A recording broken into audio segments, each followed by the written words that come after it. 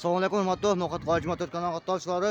Bugungi kunga 1-may 2024-yil biz Jog'no'xat oylab Saxobayi solib olgan keldik. Şol yerda mana çayxonalar bor. Çayxonalardan so'rilarni olib ko'rsatib, bizdan olsay like bosib komment yozib qo'yinglar. Şol bilan birga biz o'zimizning otdan Jog'no'xat Qo'ymotor kanali atidan emgakchilar bayramini qutlaqlaymiz. Ketdik onda. Kelib serilar ko'ramiz. Hurmatli onalar, serilarga keldik. Qarangizlar. Bitta seri, katta seri bor ekan. Ikkita ekan, 3ta, 4ta. Başta 10 ta seri var ekan da. Ne qilaringizlar? Kelib es olsanızlar jo'xshi. Mestasi kelishim bor ekan. Qarangizlar. Jo'xshi. Hurmatli onalar, ochiq to'g'ri qarangizlar.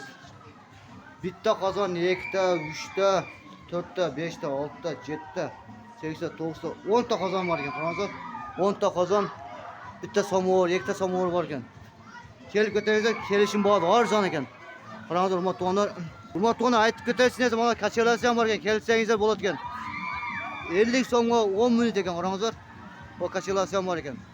Hurmatli onalar, mana serilar bor ekan mana.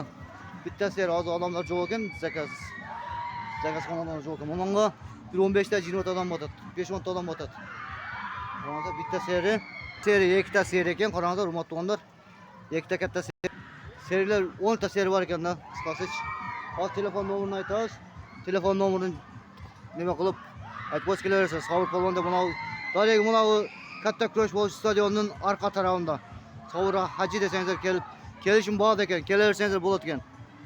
Soat 9dan kech soat 12 1gacha ishlaydi ekan. Kelaveringizlar. Men hozir nomerini aytamiz. Bizdan olsa aytingizlar. Bu nomer ekan, qarangizlar. 0558 86 04 00 demak qilsangizlar, Sobir Haji oladi o'zich. Qarangizlar, hurmatli onalar.